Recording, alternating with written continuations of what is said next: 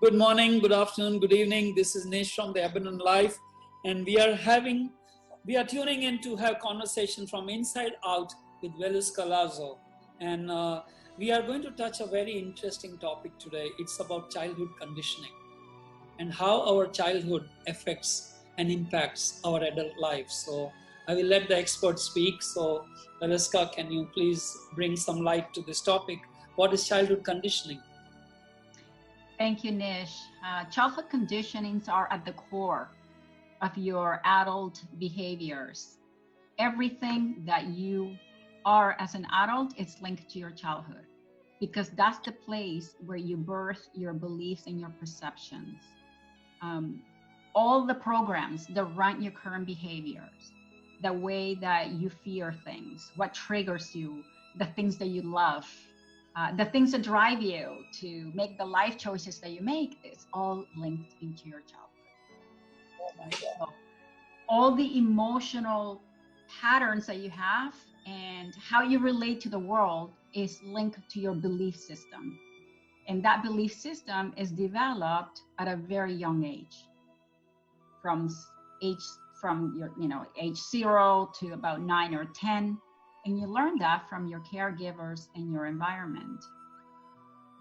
So think of it as, think of your brain as a computer. And at that very young age, the computer is a clean slate. And Right. it's constantly programming, it's constantly coding, it's like sucking all the information. It's almost like when you're young, your brain is in a hypnosis state. Very susceptible to everything, and everything that we see and hear on a consistent basis from our caregivers, our parents, our school teachers, whoever is in that role, it becomes a program into our minds. So we are just be a reflection or a mirror of our childhood in our adult life. Yes, you are. Everything that affects you as an adult is linked to your childhood, whether you want to believe it or not. Everything is rooted there. So if you're someone who's looking at changing or healing any aspect of your life, I personally would suggest that, healing your childhood wounds would be the place to start. So why is it so important that we have to heal our childhood conditioning? I mean, can we just not heal our adult life instead of going back to our childhood? You can't, because the way you look at the world, your belief system was made in your childhood, right? Okay. So you can't change your limiting beliefs unless you go back to the root. And it's Right. very important to identify and to heal your childhood conditioning, because it's going to continue to show in your life. It's going to continue to hurt you and manifest in a lot of unwanted ways. Over time, when you don't heal these childhood conditionings, it can manifest as an illness in your body. Every disease, every illness in our body has an emotional and energetic component attached to it. So it's an imbalance. And what happens is that in our childhood, when we hear our primary caregiver tell us, "You're a bad boy, bad girl, you can't do that, you're not smart enough, right? You're dumb." As a child, when we hear that consistently, it gets stored into our brain. It holds an emotional charge, and we store that not only in our brain, but at the cellular level as well. And so if you don't heal those, either they become an illness, or you're going to attract situations, events, and people into your life that are going to mirror those experiences that you had as a child. So if you grew up with a caregiver that you felt neglected you or didn't love you enough, as an adult, you're going to find relationships that are going to neglect you. You're going to attract relationships that are not going to be there, that are going to be emotionally unavailable, that are going to hurt you and eventually betray you. Why? Why do we do that? Consciously, we would never want that. But you see, everything that we learned in our childhood from our caregivers goes to our subconscious mind. The subconscious mind is running 95% of our actions as adults, right? And the subconscious mind doesn't make, like, it can discern any, it doesn't know the difference between space and time. So if at the age of 4, I was told that I was not good enough, like I remember I was not good enough in math.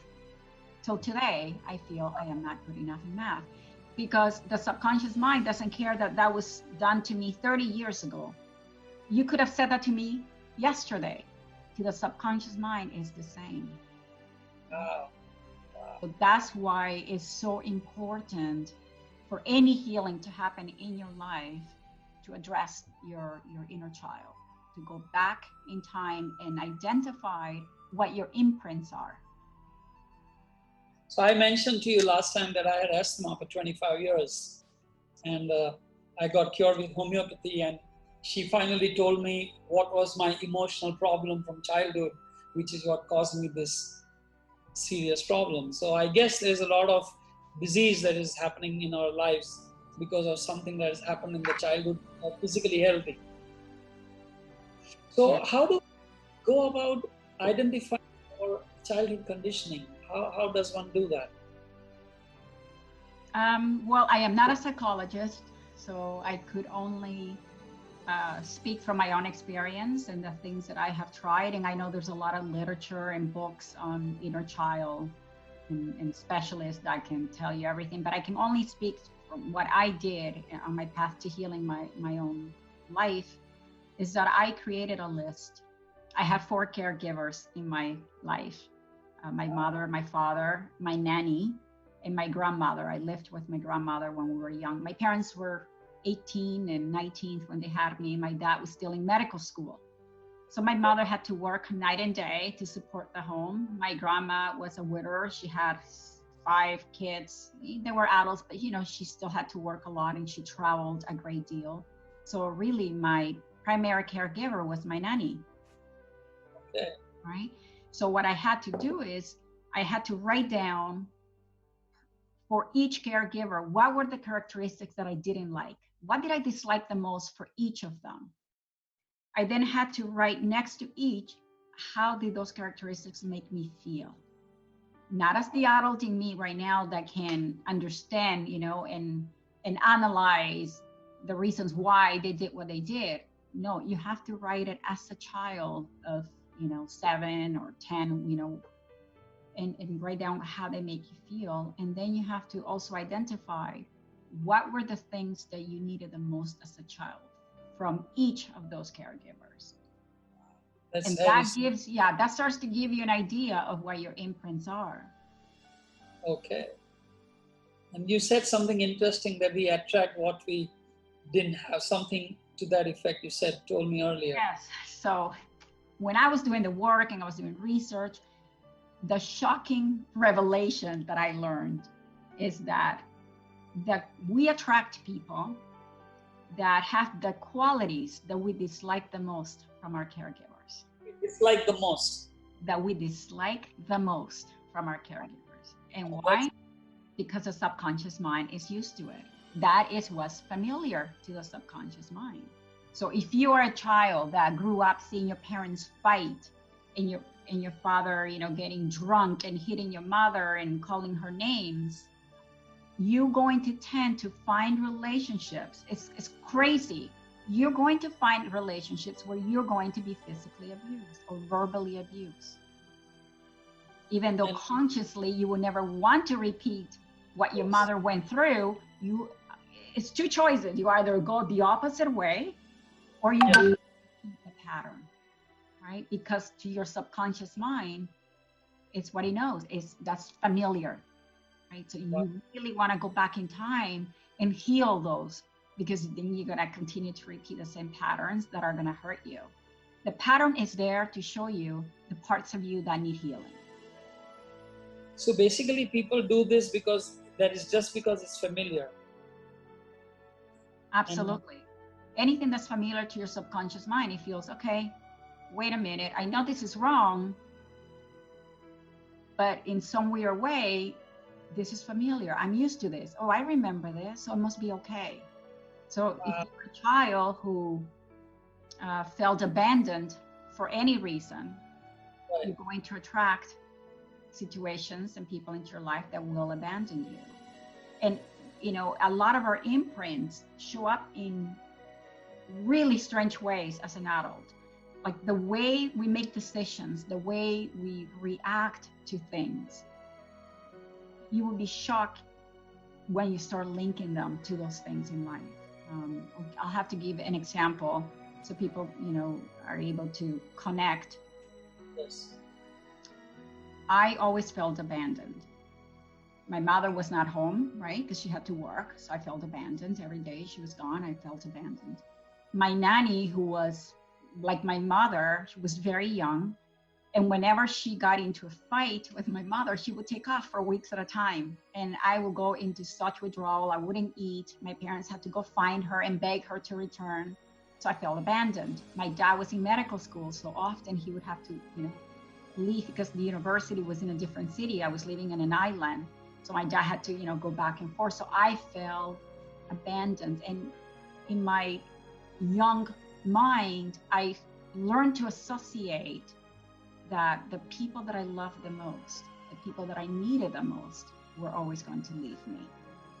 So as an adult, okay, I went into relationships guarded. I never allowed myself to fully love, to fully belong to someone, because that was my way of protecting me. Yeah. I thought, you know, the best way to protect myself is by not fully loving anyone, by not being open-hearted, by not being vulnerable, because eventually they're going to leave me, right? So in my subconscious mind, the thought that the person that I love was going to leave me was a very big possibility because of my childhood imprint. This is unbelievable. This is incredible. I'm really fascinated, and it's really shocking because I think I'm going to sit back after this and start writing this down and thinking about what has happened to me when I was a kid and how it's impacted me today. So, you know, and I'm all of 60, you know, so yeah. So yeah, exactly. I think it's, you know, very important. Like I said, if you're looking at healing any aspect of your life, you need to go back and heal the child. And after doing a lot of regression work and, you know, visualizing, you know, going back in time when I was that young, you know, you learn to, you can't change what happened, but you can go back in time in your own mind and address your inner child and give that child whatever it is that you needed and you didn't get. So if it's love that you lacked, then you give that child love. If it's security and protection, then you go back and you talk to that child and you give that child what you need. And what happens is it completely will shift your life. You know, I was someone that always looked for relationships where I could be the savior, where I could be the protector, right? And, you know, if I do all of that, they will never leave me. You know, this man is going to love me so much because I just protect him all the time. Well, no, it doesn't happen that way. And what I realized is that all the fears that I had in my mind weren't real, right? I was not going to be abandoned. I wasn't alone. I was loved by my mother. I just didn't know it, right? So when I healed all those aspects of my childhood imprints, I realized that the only person that I needed to love, protect, and to nurture was myself. Wow, that's amazing. So does this, you know, this healing help you to, does this recognition of this, does it impact relationship with the people in your past when you're a child? You know, does that bring in a lot of hurt? And after doing this, you know, understanding this, does that heal that relationship? Because people hold grudges against their parents sometimes. People hold grudges against somebody who has done them harm when they were a kid. So would that heal if they do this exercise?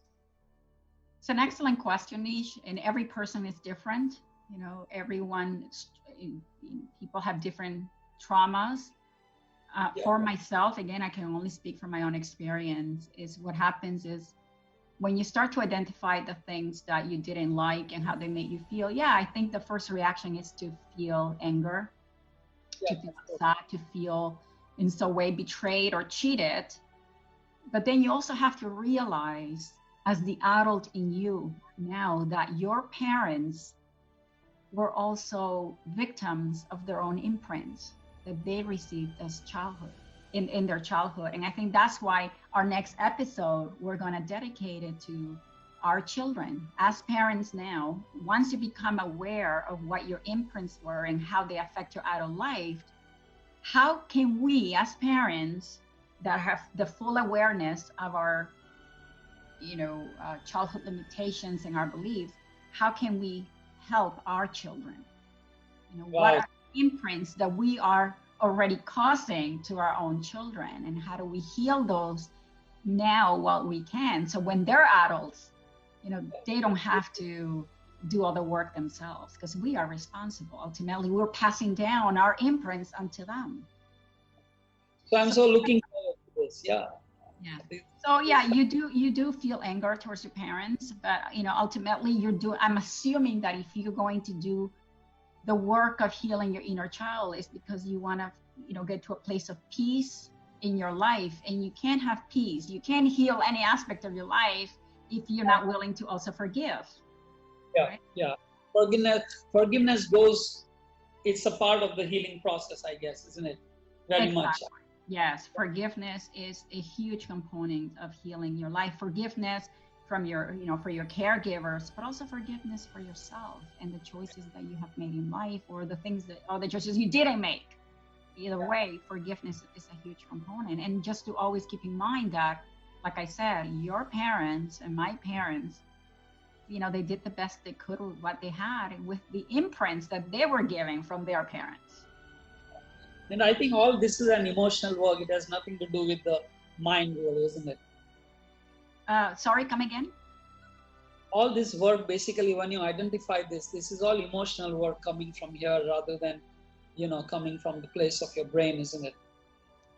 I think the only place where you go for healing will be your heart and your soul, not your brain. The brain will respond to your soul, to your body. So yeah, it's work that you have to do. It's emotional work, absolutely. I'm realizing that when I'm doing your experiment every day. So it's incredible. So thank you. So I think we will get back again and we will discuss about the children in the next episode. And I really think this is really going in a great place. And it's such a pleasure to talk to you and learn so many new things from you. I mean, today was a shocker what you told me. So thank you so much. And I really appreciate it. And you have a fantastic day, and let's talk again soon. Thank you. Thank you, Nish. Yes, I do look forward to speaking to you next week, and we will continue to discuss childhood imprints and how we are affecting our children as parents. Thank you. Great. Thank you so much. This is fantastic. See you. Ciao. Have a lovely day.